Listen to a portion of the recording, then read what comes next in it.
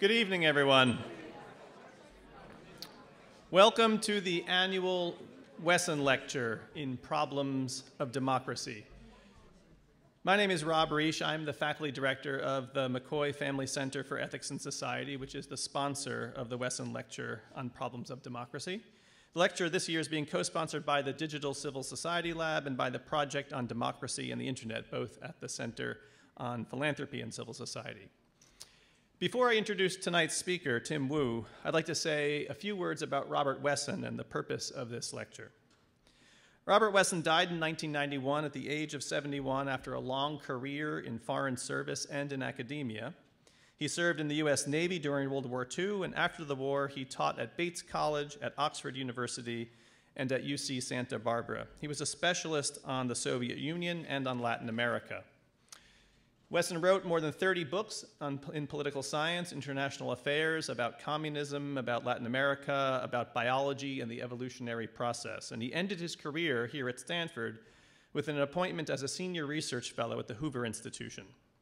When he endowed this lecture series, it was his wish to establish an annual public lecture on the subject of democracy to be given by a person who has made a great career contribution to the understanding and improvement of democratic institutions. And for Wesson, it was important that the lectures touch on issues not only theoretical, but also quite practical. We honor this wish this year with our lecturer, Timothy Wu. Wu is an author, a policy advocate, and a professor at Columbia Law School. He's the author of the books The Master Switch, The Rise and Fall of Information Empires, 2010, and the more recent Attention Merchants, The Epic Scramble to Get Inside Our Heads in 2016, both of which won wide recognition and several awards. His best-known work, perhaps, is as developing the net neutrality theory and championing that in practice. And he also has written about private power, free speech, copyright, and antitrust. If you picked up the New York Times this weekend, you might have seen his op-ed on the tyranny of convenience as well. Wu's work is informed by his unusually broad experience. He's worked in academia, in Silicon Valley, and in federal and state governments. He worked at the White House for the National Economic Council, at the Federal Trade Commission. He worked for the New York Attorney General. He was a fellow at Google, and he worked as in a startup in the telecommunications industry. He clerked on the Supreme Court for Justice Stephen Breyer, and he also clerked for Judge Richard Posner, who dubbed him Genius Wu. In 2014, Tim campaigned to become the lieutenant governor of New York, running with another law professor, Zephyr Teachout. Wu took home 40% of the popular vote against an incumbent Democrat in 2014. He's a contributing opinion writer for the New York Times, was a former contributing writer at the New Yorker, and a contributing editor at the New Republic. He's been named to the Politico Top 50 twice, to America's 100 Most Influential Lawyers, and he's won awards from Scientific American magazine, the National Law Journal, and the 02138 magazine. In an earlier life showing what a Renaissance man he is, he was also an accomplished travel writer, twice winning the Lowell Thomas Award for travel writing. In 2017, he was named to the American Academy of Arts and Sciences. In his most recent book, The Attention Merchants, Wu explores how new technologies were designed to capture our attention, to engage us, and to increase that engagement. He takes readers from the 19th century dawn of New York's penny press, when media moguls first realized that the attention of readers was their product and advertisers were their customers, through the propaganda of wartime Britain and Nazi Germany, to the advent of television's mesmeric power and ultimately the current onslaught of headlines and apps fighting to hijack our eyeballs on the internet. In parallel, he's begun sounding the alarm about another troubling trend that will be the subject of tonight's lecture: increasing industrial concentration, which, if left unchecked, stands to threaten a just and equitable economy and a just and equitable democracy. In the early 20th century, Louis Brandeis first asked whether concentrated industrial power posed a fundamental threat to American democracy. And this lecture tonight asks whether we face the same fundamental problem in the early 21st century. Before I turn the floor over to Tim, a brief additional note about the format. He'll talk for approximately 40, 45 minutes. We have 2 microphones on either side of the aisles, and if you have questions at the end, we'll take questions and end no later than 8:30. I also want to mention that tomorrow morning at 10 a.m. there'll be a 2-hour discussion seminar of Tim's lecture, and that will be kicked off by 3 separate, very distinguished discussants. Joshua Cohen, our former colleague here at Stanford University, now at Berkeley and at Apple University, Reid Hoffman, the founder of LinkedIn, and Lena Khan from the Open Markets Institute.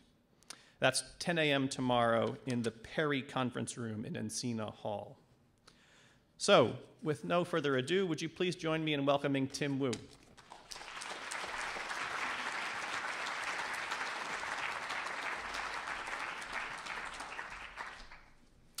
Well, thank you very much. I really appreciate that introduction, and I appreciate being invited here. It's, you know, for me, this area, the Bay Area, Silicon Valley, was very, very formative in my experience in my life. I came here in my 20s on that sort of proverbial look for the gold rush. I guess that didn't quite work out as I might have expected, but I learned a lot about business. And I also have a personal connection Bay Area. I got married in San Francisco City Hall and named my daughter after the Sierra Nevada mountains. So I guess I even still have a 415 area code, so I guess it's kind of embarrassing. But I've been a New Yorker for about a decade now, and still one day I think maybe I'll come back. So the thesis of this talk was actually kind of described already. I'm interested in trying to go back to the turn of the last century, 19th to 20th century, and ask whether there's something to learn from the way people thought about the challenges that were facing the Republic at that point. In particular, go in mind the work of Louis Brandeis, who in some ways, at least in economic policy and antitrust, has almost become a forgotten figure. He's still obviously very respected and thought well of as a justice, but I wanted to see if there was maybe more to what he was saying than we maybe currently give credit. So that's the idea of my talk. It has a couple of sections. I'm going to talk first about our current environment for a little bit. Then I want to sort of rewind to the trust era, the turn of the 20th century, and talk about the economic visions, spending more time in particular on Brandeis and his ideas and some of the things he stood for. And then talk about whether these ideas might have some power or relevance in our times. And finally, talk about some of my ideas for contemporary antitrust policy. Now, I know we're a mixed audience here. Not everyone here is an antitrust attorney, or so try and keep my, or an economist, so I'll try and keep my jargon to a minimum, but I apologize if I say things that are understandable. It's kind of a little cult, the antitrust group, and we have trouble talking to other people. All right, so here we go. So we are about 4 decades into what I describe as a pretty major economic experiment. United States has experimented with greatly weakening the laws that typically governed industrial concentration and have allowed many of the industries in the United States to merge or grow into positions of either oligopoly or in some cases a monopoly. And some of the firms we're talking about have become global monopolists or have industries that span the globe. And the question is, well, where has that left us? So we live in times of nearly unprecedented industrial concentration. And I think they're linked, and I'll suggest why, to our condition of unprecedented, not unprecedented, but new levels of inequality. Many of you may be familiar with the statistics surrounding inequality in the country today. I'll just give you a few. Back in the 1910s, the top 1% of Americans earned nearly 20% of national income. Top 0.1%, we're almost at over 10%. But over the 20th century, that share declined. And by the 1960s, the top 1% had a much smaller, I think, 8% share of national income, which is not nothing, but is different. But I think surprisingly to many people, those statistics have started to revert to where they were at the beginning of the 20th century, that we've seen a growth of income inequality. Many of you may know the work of Thomas Piketty. I might be saying his name wrong, but he pictures in these famous graphs this idea of the share of income going to employees or workers relative to which goes to capital, the share decreasing over time since the 70s or so, or 80s or so. Now, you may be familiar with those statistics. You may not be as familiar with the statistics surrounding industry concentration. So I think it was 2 years ago, The Economist did a survey, Economist magazine, suggesting the American industry had reached unprecedented levels of concentration, found that in 42% of the 900 industries that it surveyed or examined, that the top 4 firms controlled more than a third of the market, up from 28% in 1997. And since the year 2000s, this index, the HHI index, the Heffer-Findel-Hirschman index, which antitrust people measure concentration, has increased in over 75% of industries. And this, I think, is particularly interesting. The number of listings on the stock market has actually shrunk. Almost 50% of publicly traded firms have disappeared. So we are in an era of concentration. One question is how linked inequality and concentration are. I'm going to discuss this a little bit later. And I'm not going to suggest that it is the only cause of inequality, but I do think there's some links for a number of reasons, and I'll just give 2 here right at the top. One is the suggestion that a concentrated industry with fewer actors is in a better bargaining position with employees. It's easier for employers to essentially collude not to raise wages. Now, they don't have to do it formally with an agreement, kind of watch each other and be careful, but it's easier. In the extreme case of a monopoly employer or a monopsonist, they have no reason they need to raise wages at all. So I think that is one reason. Another, and this is a theme of the talk, is the political influence of concentrated industry is greater, and it's not hard to understand why. It's easier for them to cooperate to achieve political outcomes which they prefer. And so the classic, for those of you who are political scientists or interested in political theory, the classic challenge is that small concentrated groups tend to fare better than large disorganized groups. And so the victory of the small and concentrated over large and disaggregated plays out where the middle class, which obviously is not very well politically organized, loses out in almost every political battle over the distribution of income. And I think that also can be linked to issues of concentration. So I said before, that's time. I said before that I'm going to talk about history, and I think that anyone who knows history knows we've been here before, that there was a similar moment before. And since in some ways we're living in something that looks like a cheap copy of the Gilded Age, it's not that surprising. Our politics are similar. In the late 19th century, communism and Marxism and anarchism were big social movements, leading ultimately to revolutions across parts of Europe and ultimately Asia. The worse economically things got for people, the more extreme the politics got. And in our times, after decades of stagnant wages, of a lot of small business going out, and a sense, it's starting to improve in recent years, but a sense left over from the Great Recession that the economy is not serving people. You've seen a resurgence of extreme politics, a resurgence of blame, a new nationalism, blaming of immigrants, and also adding to it a revival of antitrust. So that's, I think, some of what brings this together. So I want to discuss that revival of antitrust, which I think it's time for. and as I said, discuss the Brandeisian side of it.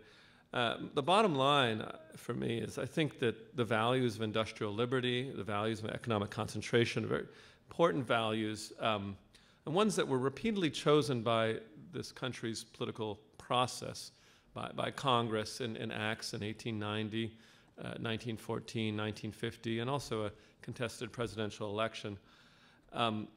And so I want to suggest that we're facing this, and we should look to the past for solutions. So let's rewind to the late 19th century and try to look at the conditions that were being faced in that time. And as I said, we find ourselves in an era not unlike ours. And the most important is that the economy was in the midst of a massive consolidation, now known as the trust movement, or the merger movement. And I'm going to quote Richard Hofstadter, the famous historian, that nothing less than this was at stake than the entire organization of American business and American politics, the very question of who was going to control the company. And there are statistics during just one decade, 1895 to 1904, at least 1,800, maybe as many as over 2,200 manufacturing firms merged, leaving behind 157 trust corporations, many of which dominated their industries. And so there were two kind of classic forms of giant trusts that emerged in this period. One was on the model of the Standard Oil Company, run by John D. Rockefeller. And its model was a mixture of organic and coercive growth. So Rockefeller saw the opportunities in dominating oil refinery.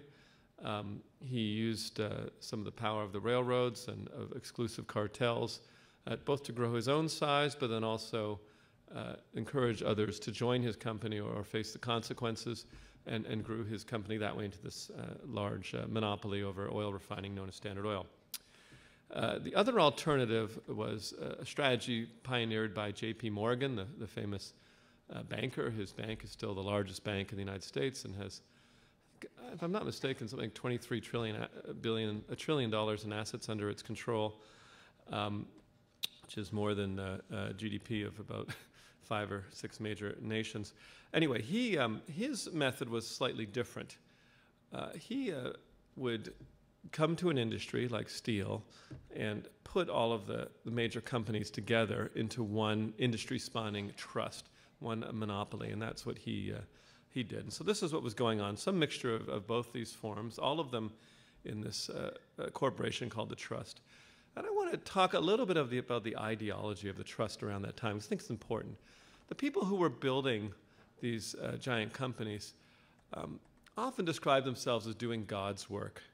I'm going to paraphrase Rockefeller in this, but Rockefeller said that the American beauty rose depends on the sacrifice of lesser buds to achieve its full splendor. It is a law, such combinations are a law of God. The general counsel of Standard Oil said, to stop a company from aggregating, growing into the trust, the full flower of monopoly, you might as well try and stop the clouds from forming. To interfere is to stop the wheels of progress, to prevent humanity from reaching its destiny. So there was a really strong belief in this period that something was going on, a kind of evolution to a new order, later described as social Darwinism, that a new man was emerging, a new kind of institution, a better kind of company. And to stand in the way of this was to stand in the way of true progress. And all these sort of lesser creatures were being extinguished, lesser companies being put out of business in the face of this new mighty trust. It's not surprising that this may tilt my case in my direction. It's not that surprising some of the other social Darwinists believed strongly in eugenics. Others believed in elimination of entire races. That there was this ideology of human perfectionism, a sort of worship and size of power that was a very big deal then. Of course, there were people who didn't think this was such a great idea. And among them was Louis Brandeis, who I want to now introduce a little more carefully. So I suspect everyone in this audience knows the name Louis Brandeis. You know, there's a university named after him, and he has a reputation of being a sort of thoughtful guy. I said earlier he's probably better known today for things like his privacy or work or other things, but really the thrust of his life was economic policy and the conditions of life in an era of intense private power. So let me talk about some of the things, and I want to, I guess, stress in the beginning how important a fellow like Brandeis thought industrial liberty was, that this concept that freedom included more than one dimension, that it was freedom from government coercion. His belief, he was the First Amendment, ultimately one of the champions of the First Amendment and other civil liberties, but also importantly, freedom from private coercion and a freedom from oppressive economic order, one way or another. And I think, you know, he's onto something here, and I think it reveals sometimes a blind spot in American thinking. You know, libertarians and, you know, there's nothing, are lovers of freedom, and I think that's great, but there's often this sort of blind spot to private power, private coercion. When you think about it, in your daily life, do you encounter private forces more often or public? You know, it depends if you got arrested that day, depends what kind of neighborhood you live in, but generally speaking, you know, our conditions, particularly with respect to essential industries or travel or common carriers, you know, they tend to, and obviously conditions of work, tend to have a greater effect on how you live day to day than sort of the abstract idea of free speech. And this is something Brandeis is very, very sensitive to. And I think had a deeper idea of freedom than we have today, where a lot of people define, well, freedom of government is freedom. Well, what about freedom from, you know, oppressive work conditions? All right. So what did Brandeis think? So he had this view, which I think is important, as to what the purpose of a country is, or democracy itself. And he started from that. He thought that the real important thing about the United States, or really any worthy country, is that it should allow room for development of character. And I'll put it here. I'll quote him right here. He said, "Development of character, but development of who you might become. The right to life guaranteed." This is him speaking. "The right to life guaranteed by our Constitution should be understood as the right to live and not merely to exist. In order to live, men must have the opportunity of developing their facilities, and they must live under conditions in which their facilities may develop naturally and healthfully." So he you know, was strongly in the belief that to live was more than exist, but it's to thrive, to sort of become who you might. And he thought it was very, very important for this, among other things, that the conditions of work and economic conditions played a big role in this. He was concerned. You know, they were around the period of the Civil War, and obviously labor conditions was worse. But he was worried that with the rise of concentrated private power, that employment itself might recreate slavery-like conditions. They really talked about this sometimes. You know, monopoly being a problem like slavery, where, you know, people would be sort of chained to their cubicles. I don't know if they had cubicles back then, but they were chained, you know, working. And people were, you know, the working conditions in the 19th century, particularly labor jobs, were not pleasant. And, you know, what is the remedy for this kind of thing? And he also thought it was important that part of industrial liberty was this sort of freedom to start your own business or be your own boss, or at least feel that you could. You know, that there was some possibility. Part of what he really hated about this merger movement that I discussed is he said, you know, we've had thousands of people who kind of were running their own destiny or working in these smaller outfits with some kind of accountability, and suddenly they become kind of controlled by these centralized companies where there's, you know, one man at the top, or, you know, always a man back then, one guy at the top, you know, and everybody else is now an employee. I don't know if he thought like to be an employee was to be a slave exactly, but he did thought there was some difference being an employee in a giant institution or giant organization, being, as opposed to sort of plotting your own destiny. Interestingly, I think for our times, the gig economy, he was very interested in steady employment, but not excessive employment. So he thought it was very tough when people, only got 6 months of employment at a time, or 9, and then they had to make do. He thought that was difficult. And once again, it's this idea that both you need freedoms and securities to become who you might be, right? You need the security of knowing you have some kind of economic basis to live on, but you also need both the political and economic freedoms to sort of make your own way. And then you could really start to develop character, sort of become someone. Otherwise, you're living constantly in fear or oppression. So I think it's kind of a deep vision, and gets a little more than, sort of like, I have a job we want to maximize our money or something. It's a deeper kind of vision. It's actually, it's a little bit Jeffersonian. For those people like John Stuart Mill, there's echoes of John Stuart Mill's rarely read chapter 3 of On Liberty, which happens to be my favorite part, about the real purpose of free speech, which is not just to say something, but to actually for yourself to become someone. All right, so that was part of what Brandeis thought about. Another thing that so Brandeis lived in this, that point 1 is about character and purpose of an economy. Point number 2, or area number 2, was this topic of bigness. Now, in our times, the word bigness not very used. I think if anyone in the audience is an economist, saying that you can judge the size of companies is kind of out of fashion.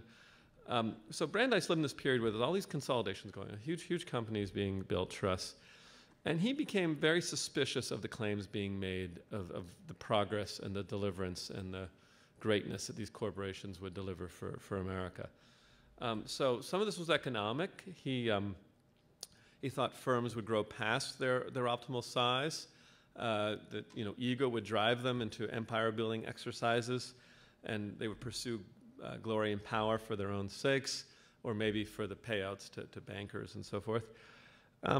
He also thought, I think it's a very subtle realization, he thought often that the short-term benefits of massive centralization would be very impressive and would sort of wow people, but that over time, the ossification of great size would produce its own inefficiencies and would produce industries that started to stagnate, not innovate, kind of start to fall apart.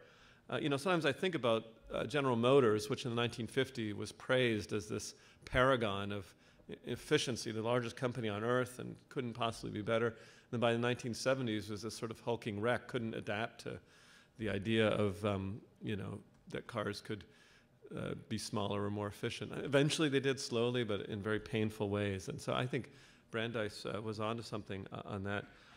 He also, this is an important point for our times, he believed there was a big difference.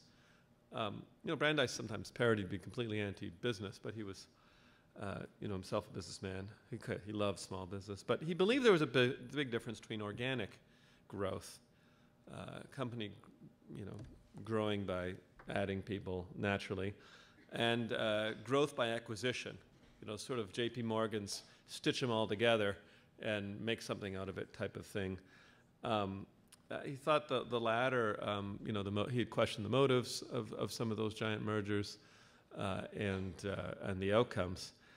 And finally, I think this is very important, and Brandeis is not the only one who was concerned about this, but he was concerned about the almost inevitable, he saw, link between excessive size, excessive concentration, and political influence. Now, I'm going to borrow a little bit from Roosevelt to reflect this concern. Theodore Roosevelt also had this concern, which is why he became a trust buster. And he believed, Roosevelt, in the possibility of an invisible government. Yes, there's the government that's there that we see, but the real government is this invisible one that rules not by votes, but by its control over money. And it, in some ways, is really deciding things. And I think you don't have to be very imaginative to see how this links to today, that where we see outcomes that often seem to suggest an invisible government. Finally, Brandeis was very intensely interested in business ethics. He thought that there was something in the ethics of the businesses of his time that led them, with the members of the trust movement, to adopt, I call it sort of dual morality, a sense that you have one set of rules for your own personal life and how you deal with people, maybe a set of Christian values. Many of the famous people involved in the trust were committed Christians that ran churches or gave to charity.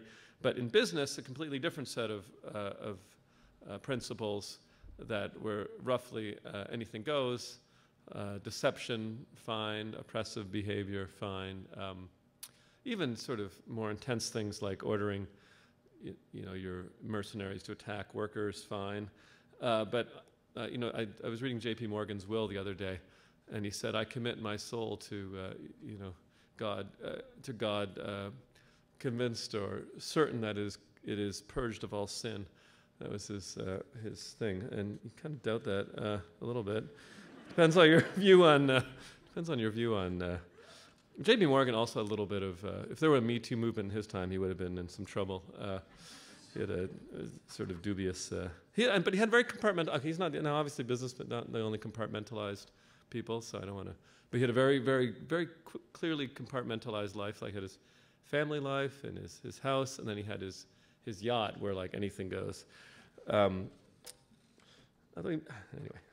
go on a little side there. There was one thing I was reading about J.P. Morgan. It was very strange, where he had a cruise up the Nile with many, and he was an Episcopalian. He was, warden of a church, J.P. Morgan. I don't know if you knew that.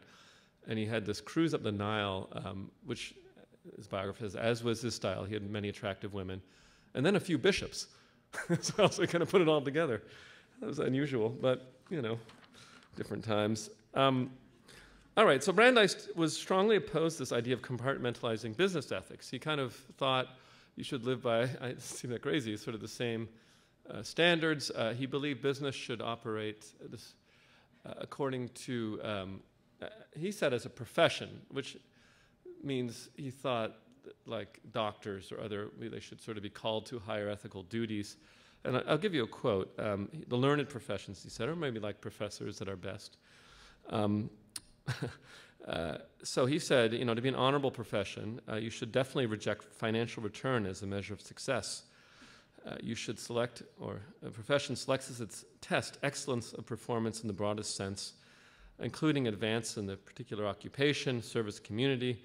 A large community is incident to these things, but he who exaggerates the value of the incident is apt to fail of real success. That is kind of not exactly what's taught in business school today, but maybe should be. So I want to now, there's this problem with Brandeis. You sort of start making him sound like this prophet working the earth, and he seems to have a few downsides. He was a kind of aloof figure. I tried to look for any scandals. I was sort of interested in this, and he did this one kind of funny thing that it's not exactly. I'm interested in what people think about it. Apparently, at the time, people thought it was fine. But when he was a Supreme Court justice, he had a Harvard law professor, Felix Frankfurter, who later became another famous Supreme Court justice, on a monthly stipend to do his business in Washington. So in other words, you had a justice of the Supreme Court with a professor on the payroll, and the professor did whatever he wanted done politically. He made it happen. Now, some of the things said, everyone was doing that kind of thing back then, so maybe it was, and Taft, who was another Supreme Court Chief Justice, actively got involved in politics, endorsed candidates, so, maybe norms were a little different, and he thought he was being ethical. All right, so, and also should say last word, sometimes there's a danger of trying to infuse people with the beliefs you have from today, and Brandeis really is in some ways quite different than sort of dominant liberal thinking. Among other things, he's a determined foe of big government. So, he he voted against parts of FDR's New Deal program, believed that federal government should be small, and he believed in the states. It was all part of the sort of decentralization, too much central power, no good. All right, so how about our times? I've come to think that it's worth looking back at Brandeis's ideas, and that you know, if he wasn't right about everything, he was right about a few things. And I think it's worthy trying to ground at least parts of antitrust revival in his thought. And here's some things that I think have kind of become clearer since his times. I said this a little bit before, but I think there's reason to believe that Brandeis was onto something about this important issue of the conditions of labor and of what it means to be an employee and the industrial structure of our country. This is something that economists are getting into now, which is trying to understand. They're trying to understand why wages stagnated for a couple decades. And I think the most straightforward explanations have to do with the idea, as I said earlier, that concentrated industries are in a better position to cooperate, or whether quietly or less quietly, and not raise anybody's wages past a certain point. And as I said earlier, it's the most obvious. You imagine a hospital in a small town or a town, and you know, they're the only employee. Let's say a medium-sized town, so they could support 2 or 3, but you allow a merger that all the hospitals are owned by one company. Well, they don't have any pressure at all to raise wages, really. I mean, there'll be some level of people who won't work, but they don't face any competitive pressure. And I think that we're seeing some of the after effects of that. Second, I think it's not hard to see that economic concentration has yielded political influence in the way that Brandeis predicted and Roosevelt. Now, I said this earlier, but I'll say a little bit again. Mancur Olson, the political scientist of the 60s, made the theoretical suggestion that a small, concentrated group will be winners in the political process against large, disorganized groups, because it takes an investment to lobby or try to have political influence. And one of the problems, and for a large group, any individual making that, let me state this better. The byproducts of political action are shared by everyone in the group. So therefore, no one has any individual incentive to act. It's a prisoner's dilemma, classic collective action problem. And so that's more easily solved by a small concentrated group where each of the members can feel the benefit. Let me give you one example. So in 2003, the pharmaceutical industry was involved in negotiating to get a drug benefit. And it invested, according to estimate, $116 million in trying to convince Congress to ban Medicare, the largest federally run insurance program, from negotiating for lower drug prices. So they invested that money. Now, $116 million is not a trivial amount to invest. And you can see, if this was a more disparate group, it wouldn't have had the reason to want to invest in it. However, the ban has cost customers somewhere in the neighborhood, different estimates, but let's say between $80 and $90 billion a year has been the. So if you think about that as an investment, it's yielded some like 777,000% annually. It's just so it's an incredibly lucrative investment. But you can also see that, on the other hand, imagine the middle class is interested in another benefit, maybe a middle class tax cut or something, let's say a cap on cable. Does anyone think their cable bills are too high? Cap on let's say you want to tack on a cap on cable bill. So, so let's say that's going to cost $50 million of investment to get there. Well, who is going to spend the $50 million of their own money to get it? When it goes to everybody and you're not going to get it back, you're going to get, your bill will be now $20 cheaper a month. So there's no one who has the incentive to invest. And so the middle class, consistently loses out on this situation. And the more concentrated industry becomes, the worse the problem gets. So I think Brandeis was right that antitrust cannot ignore politics, cannot ignore the problem of political corruption in this country, has to take on these issues for reasons that just transcend mere economics or minor economics. So here are a couple ideas for how I think what I've said today translates into a public program. I should have said somewhere, this is what I'm presenting here, which is actually for the first time, maybe you can tell, is part of a book which will be ideally released this summer, called The Curse of Bigness. And if you're interested, The Curse of Bigness Revisited. And if you're interested, much more about this is in there, in particular the programs. But let me just give you a couple ideas that I think are important. So one is the idea of getting back to breakups. I think the government needs to return to targeting or not being afraid to break up overly concentrated industries and more aggressively blocking mergers. Historically, this is what antitrust law did. It came at a company like Standard Oil and dissolved the company, not, why don't you be better next time? So maybe I can focus on a local example. Let's talk about a company called Facebook. So over the 2010s, hypothetical, of course, over the 2010s, Facebook managed to neutralize two of its most important competitors, Instagram and WhatsApp. So the antitrust agencies looked at these mergers. They bought these two companies, and to be charitable, they blew it. Now, the reason I've read some of the analysis, and let's look at Facebook, Instagram as an example. So I assume everyone knows those two companies. So the antitrust agencies looked at Facebook and noted that it did not have a camera app, or at least not yet. And looked at Instagram and noticed that Instagram didn't have advertising revenue yet. Therefore, the conclusion was that Facebook and Instagram were not competitors. And so there was no consequence to the merger. There was nothing going on here. Nothing happened, and so they let them buy. And now the business press could see that these were potential competitors. It wasn't. I think anyone in the street could say, "Hey, these guys could actually give them a run for their money because they got a new take on social media." But they let them buy that, and they let them buy WhatsApp, a similar kind of analysis. So I think the agencies blew it, but that's one thing. So one question is, well, what about undoing that kind of merger? What about a breakup of Facebook based on the fact that the merger was actually anti-competitive?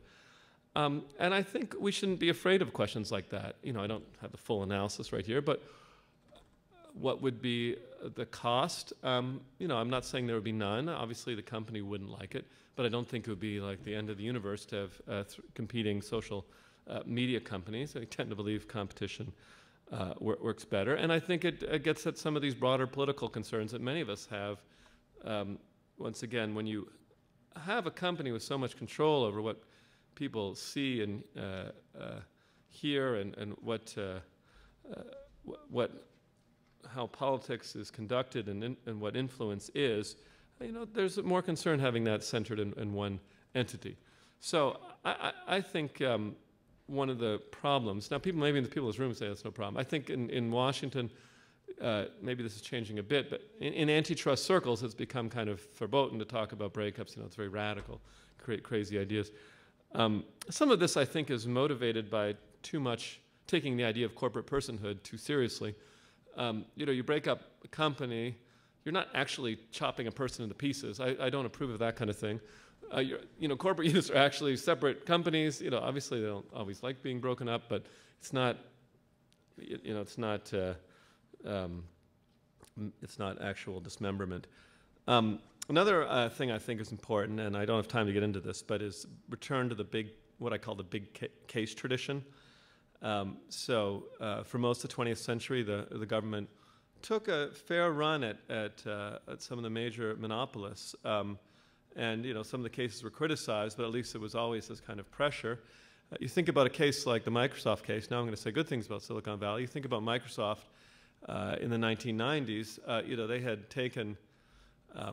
They had taken over the operating system and used their power of the operating system to sort of make sure they controlled all the companies on the operating system and had targeted a Netscape Navigator, and I think we're in a position, in fact, did achieve a monopoly over the browser market. And so you have this moment, this really important moment where Microsoft might have been in a position to control the entire future of the internet. and put little piddly companies like Google out of business, and make sure Bing or whatever it's called back then has nice homepages and everything, but make sure they won that fight. And I think it was extremely important that the government, have the courage, the wherewithal to take on these big cases and bring back that tradition. So those are some of my big ideas. I have other ones in the book, but I think I spent enough time. My conclusion is that it is time for an antitrust revival. It's important for the politics of it. It's important for the economics of it. It has been too long, and I look forward to your questions.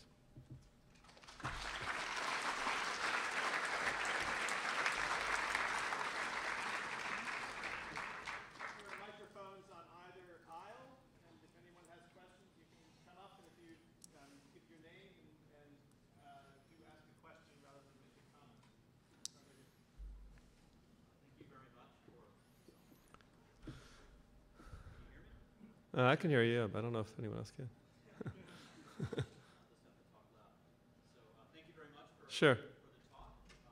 I won't hold anything against you as a Facebook employee. Well, that's all right. You talked a lot about antitrust. Uh-huh. Also, there's other factors at play, I think, in regards to the concentration. And you just mentioned something about that corporations are people too. So did you want to talk a little bit about Citizens United and how that kind of feedback loop where companies now can make essentially unlimited contributions to politicians, and they can essentially capture the political system to do its bidding for them on the corporate side?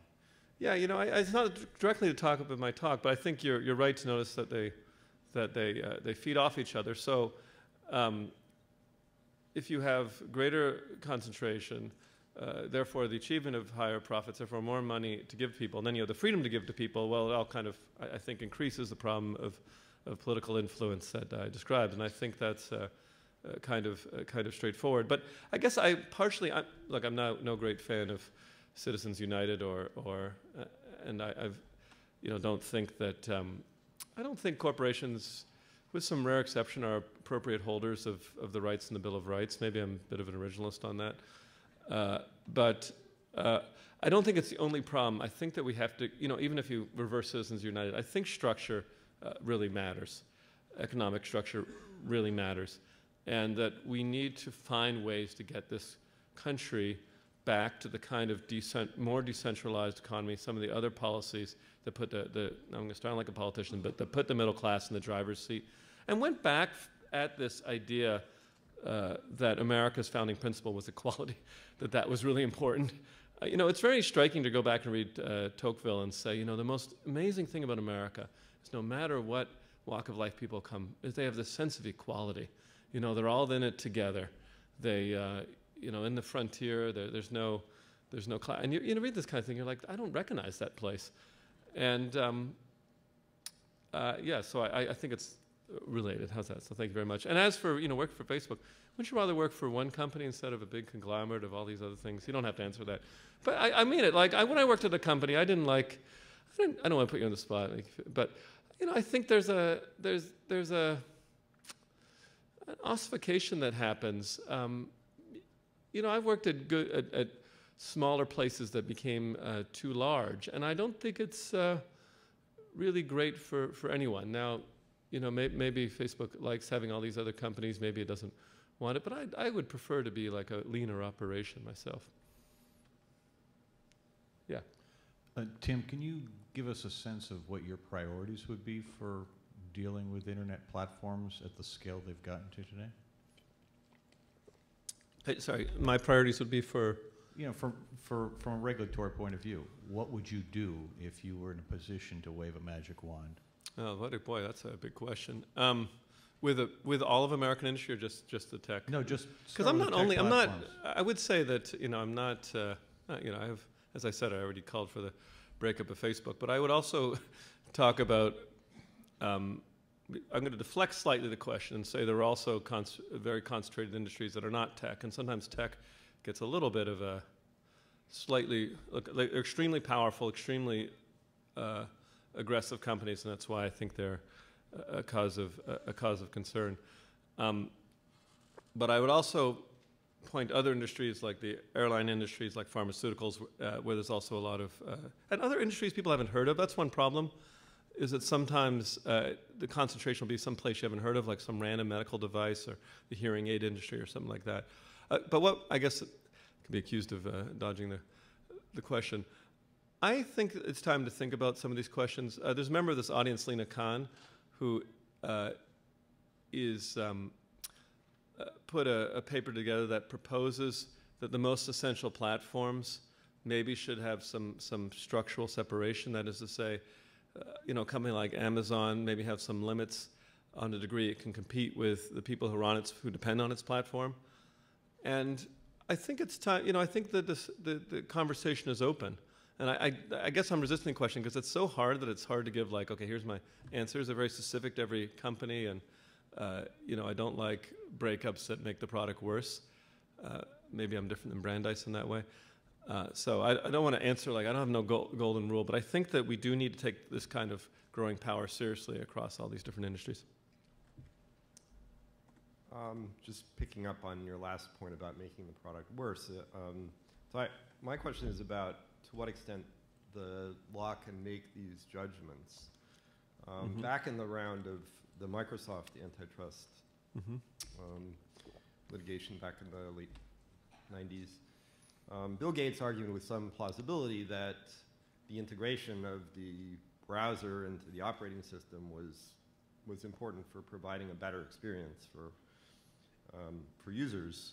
But there are other cases like, you mentioned Facebook. I would mention maybe Google as a case where it feels to me like the search engine would work better for me if Google were not in the shopping business, because then it could be more neutral about serving results. So, those kinds of distinctions.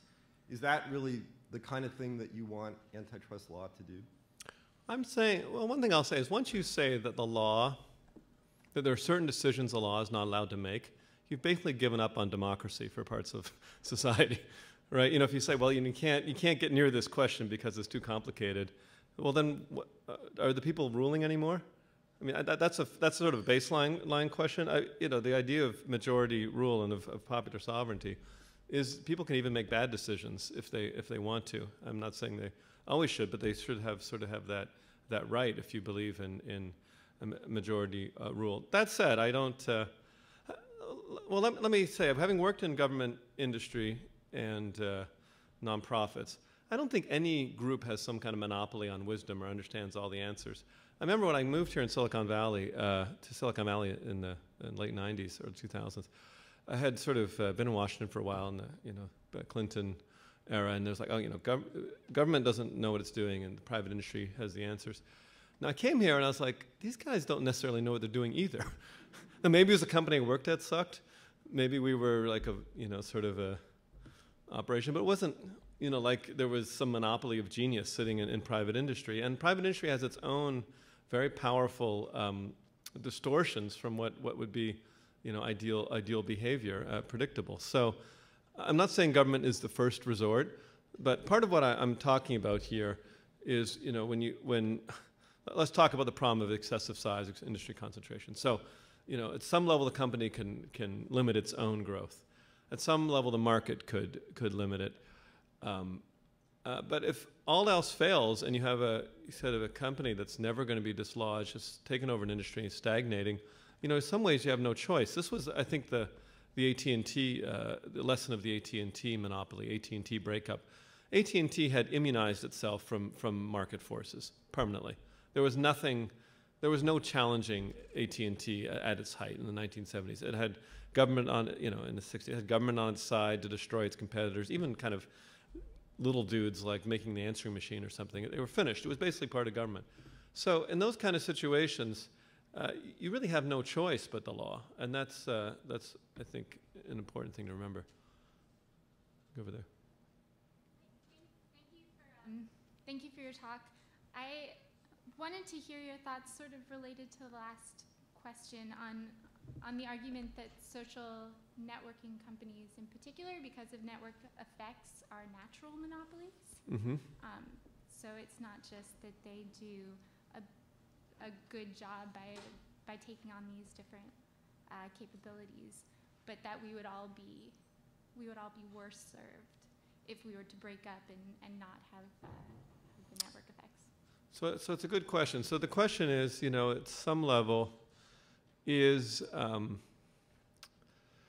social media, well, she said it, a natural monopoly? Is there really only room for one company, and will it hurt everybody if you try to break things up into smaller companies? So I have a few thoughts on that.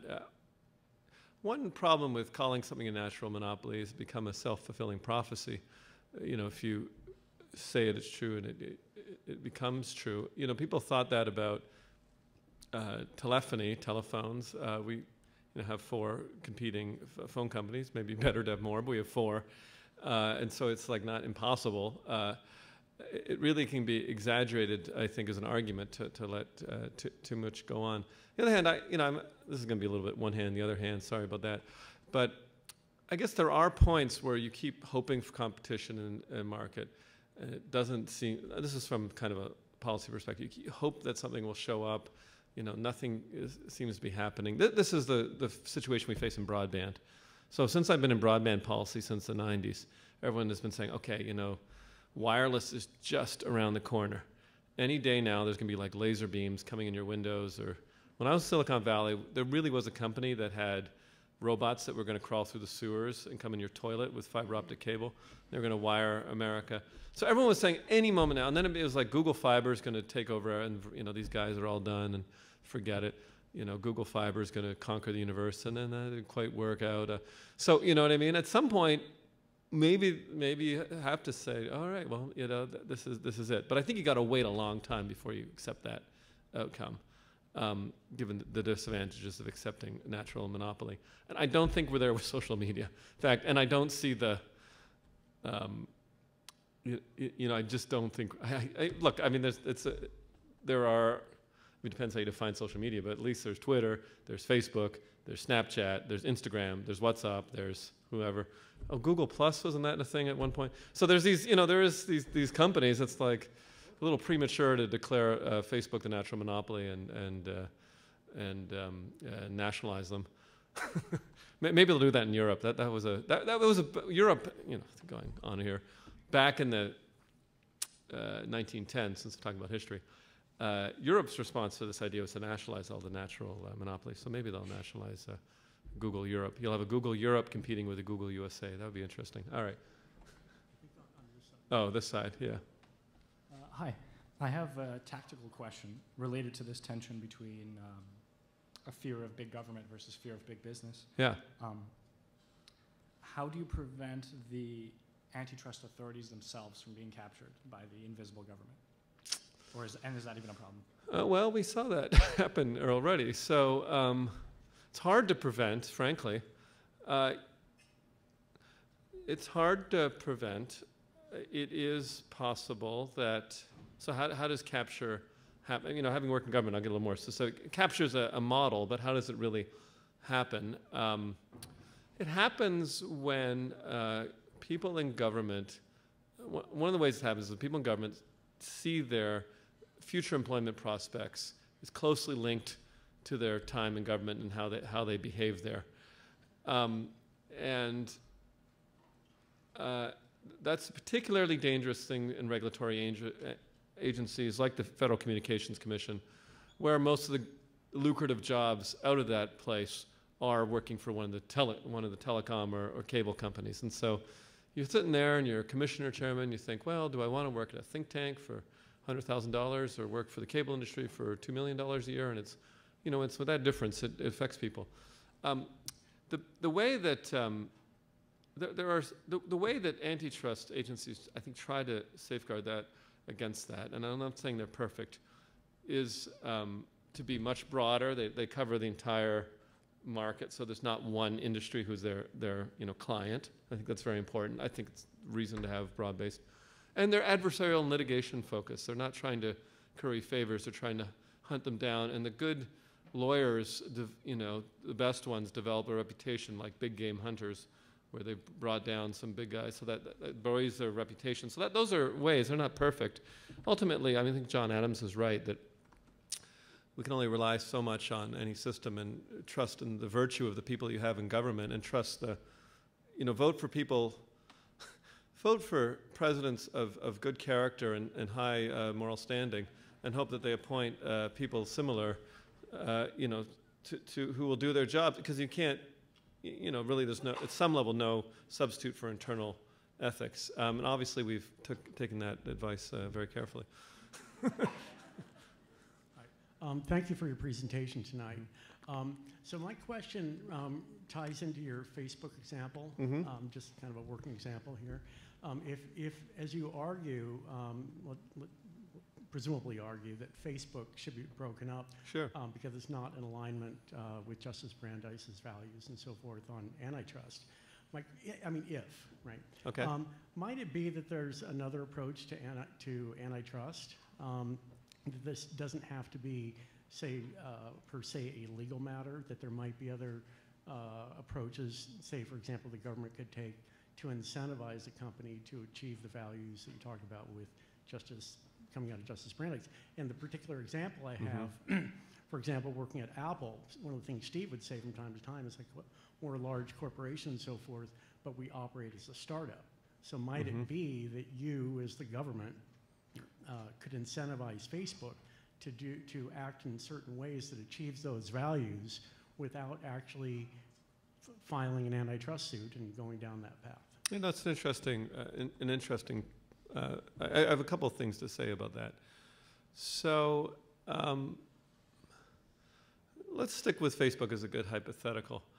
I think there are reasons for the breakup of Facebook that transcend bad behavior. In other words, I just think the structural arguments for more competition in the sector are good ones. And so that's a little different than telling them how you want them to behave. On the other hand, I do think that there is a large role in trying to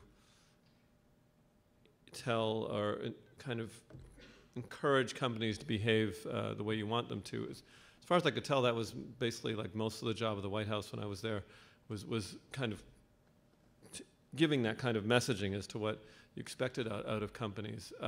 Also at the Federal Trade Commission, I worked there, is that we're not happy with what you're doing here. And I think that does happen. I just don't think that's a perfect substitute. There's also, if you are, let me put on a libertarian hat for a minute. There is something about breakups or structural relief that is a little bit cleaner. You break company to pieces, then say goodbye. Some of the other ways of dealing with things is you're kind of constantly engaged in let's say you say to Facebook, look, we don't like, I don't even know if let's say with Standard Oil or something, you've done all these acts, you've excluded our competitors, you've done these terrible things, but we're not going to break you up, we're going to put you under a kind of consent decree and monitor you indefinitely. So now you basically have government running, the monopoly at some level. And you don't have to be, as I said, a libertarian to be a little concerned about the union of great state power and great private power. That was very, Theodore Roosevelt thought it was a great idea, but it is a combination of all power together, and can be terrifying in its more extreme aspects. I mean, let's take Facebook. So, okay, government says, all right, Facebook, what have you done for us lately? Why don't you help us with some of our projects? Actually, Facebook is always volunteering to help with projects.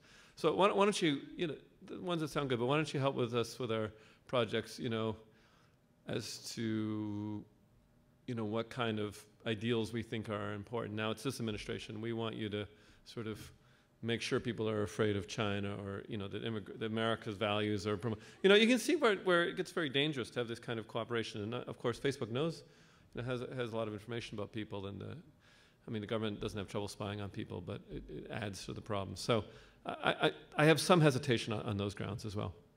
Okay, thank you. I'd like to build on that if I could. Without commenting, I'll leave Facebook as monopolistic aside, and focus on Mark Zuckerberg and his wife, Priscilla Chan, who is a pediatrician.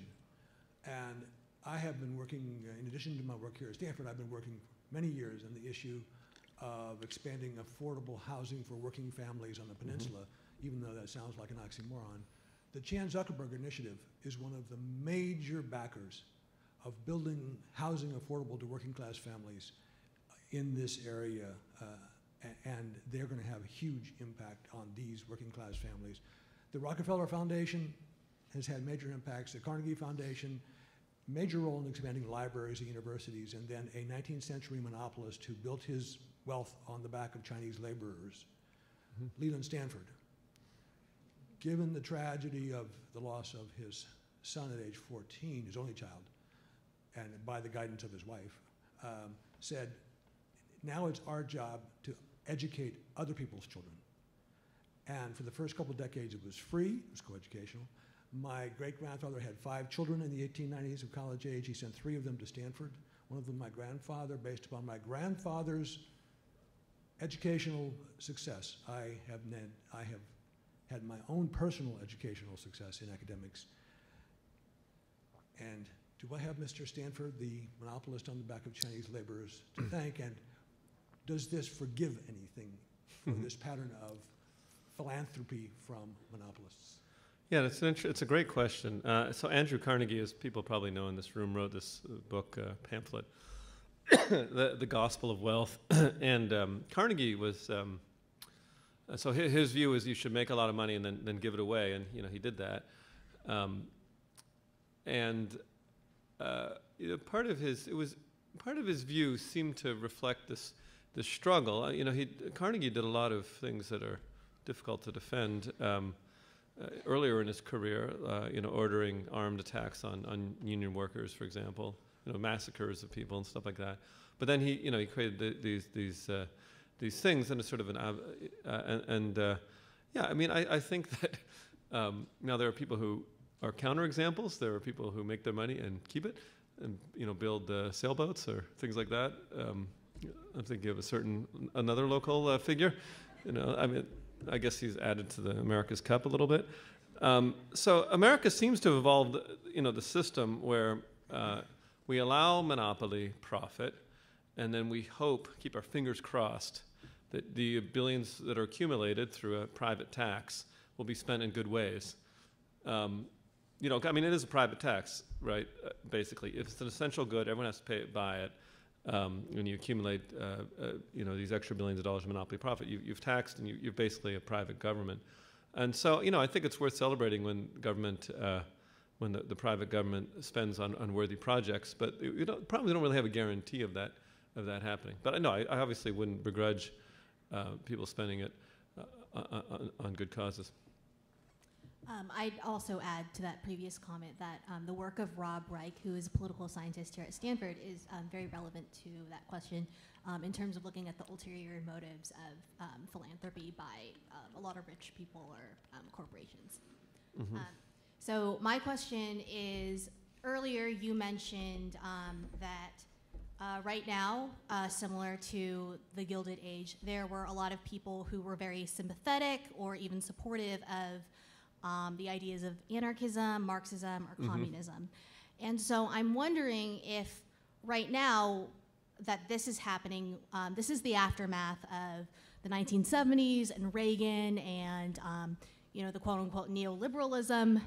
And so I'm wondering, how do you make the argument to the people who have those sentiments now that a complete turn to this type of leftist politics is not necessarily productive or not, and it's not necessarily something that would happen without making it sound like, you're just parroting something that is just neoliberal dogma.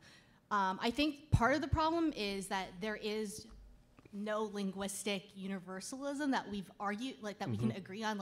I think people from all sides of the spectrum would not be able to agree on what exactly they think is a market or capitalism or redistribution or social equity. And so I'm wondering what you would, how you would make that argument of markets are evil too, but not necessarily something that we would want to do away with completely.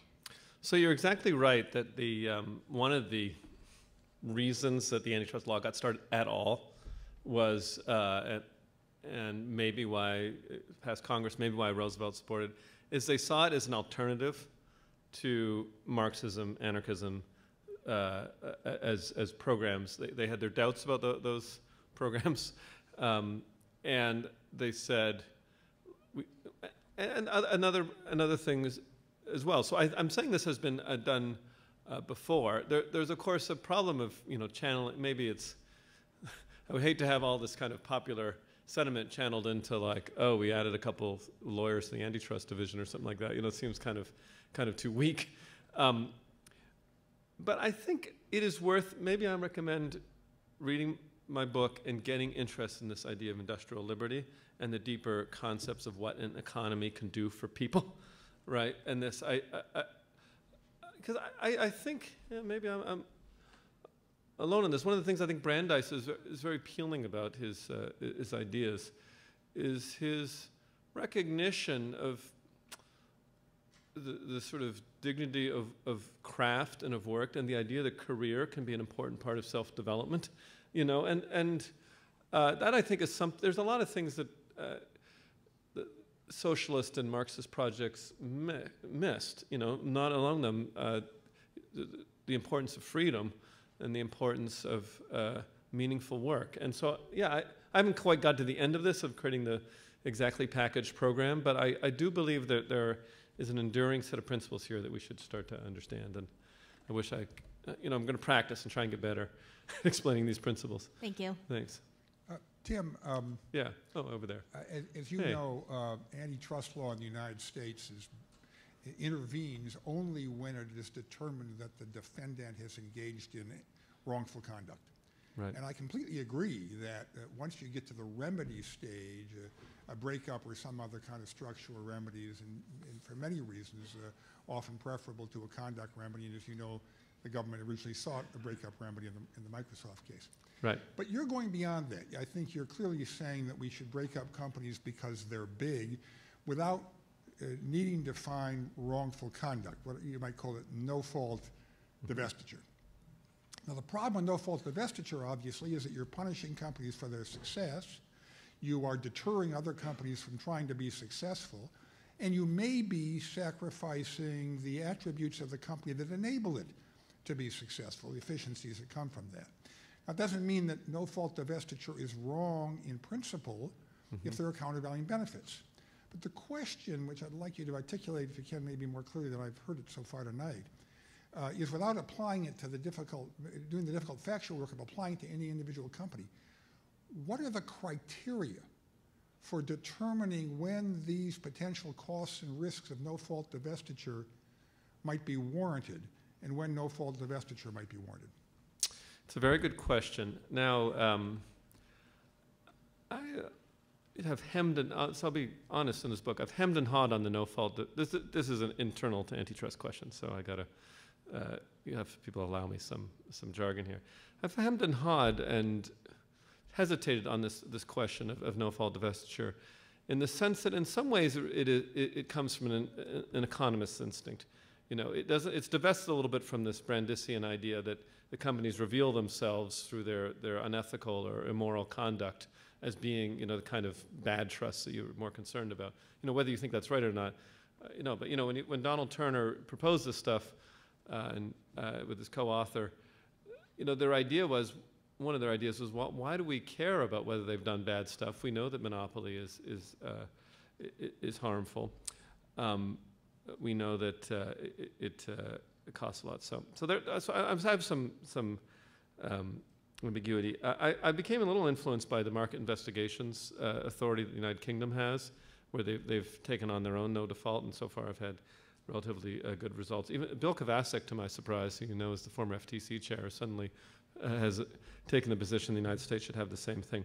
But let me try and answer your question. If I support it, which I haven't decided because I haven't finished the book, I think my target would less be companies like Facebook. Facebook, if you were listening carefully, I'm sure you would, I was suggesting, first of all, still within the statute of limitations period for a retroactive Section 7 action, particularly with WhatsApp, and might also be taken on in the Section 2 theory that they merge to monopoly, kind of the way they do with Standard Oil. So there's some theories there that might center particularly on the merger as an anti-competitive act, and And so there is conduct. Okay, that's one side.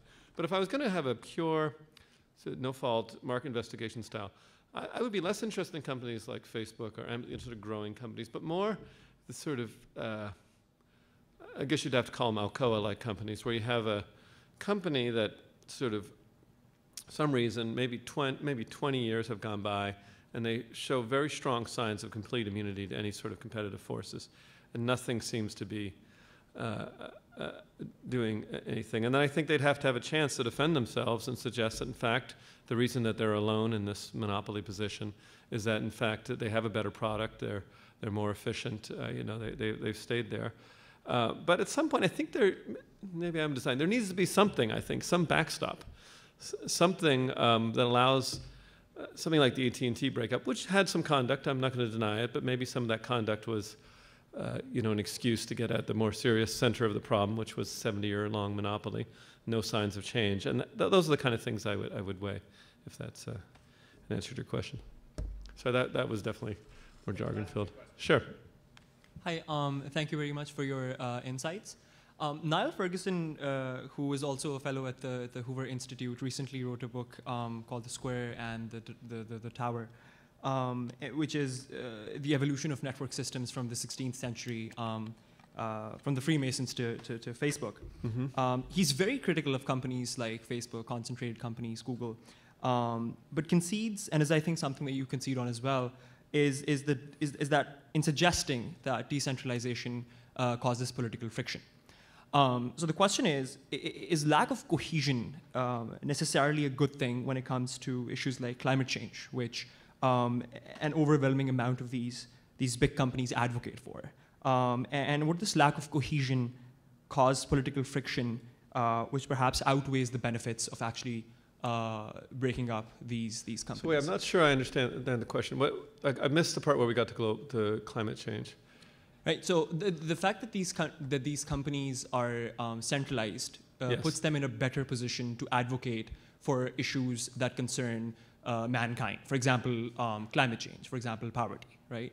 And so is this? So you're sort of saying, okay, if I've gotten this, so Facebook's. I don't know why I'm being so hard on Facebook. Let me choose some. let me talk about United Airlines or something. So United Airlines, raises prices, treats customers terribly, but they have really great stance on gun control, so give them a pass. That doesn't work for me at all.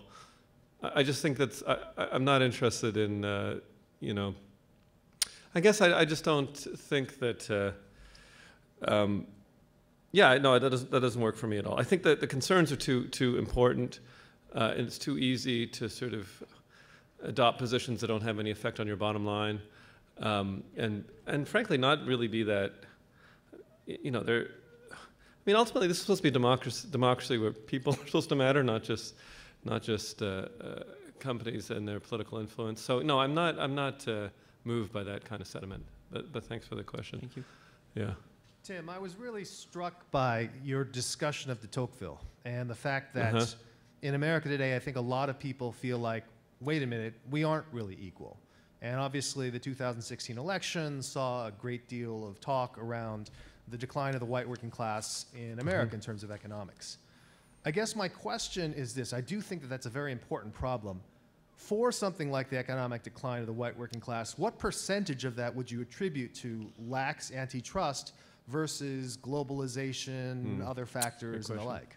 I think no one has the answer to that question. That is a hard question to answer because, I don't think anyone really doubts that the level of inequality has really risen. And whether it's, as you said, globalization, which is a competition from lower paid workers, whether it is the division of kind of winner and loser regions, winner and loser industries, whether it's these sort of wage effects that I'm talking about. I don't think you can. I think this is something we got to figure out.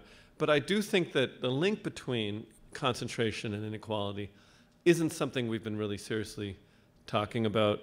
And I think economists are doing I'm just borrowing their insights, and some of the best ones are here, frankly, into understanding this relationship, and therefore understanding this is a key this is an antitrust point, but I hope appreciate it. Understand the effect of regimes like antitrust on macroeconomic trends, I think, is really important to our future. So you said that was, this is someone, whoever's in charge of questions, is the last. Is that, so let me make my close. Can I say a little bit about one more question? You know, that philanthropy question is a hard one. And, you know, because I'm not going to sit up here and say that, oh, you know, it's, you know, all this giving to charity is just, you know, public relations play, because I don't believe it. I think I really do believe, and what I said about John Adams is that you want people of virtue to be in positions of power, and when people do good things, I don't think they should be punished or questioned. But what I do think we need to have a big conversation about is this question of concentration, industrial liberty. It's fallen out of our conversation. I think economic justice as a concept has gotten lost in some ways. I think that the fate of the middle class, the idea that, as I said earlier with Tocqueville, that this is a country of rough equality, where we are, you know, really one nation, see each other as in the same struggle, has gotten lost. It is a long fight to get back to where we'd like to be, but you got to start somewhere. Thank you very much.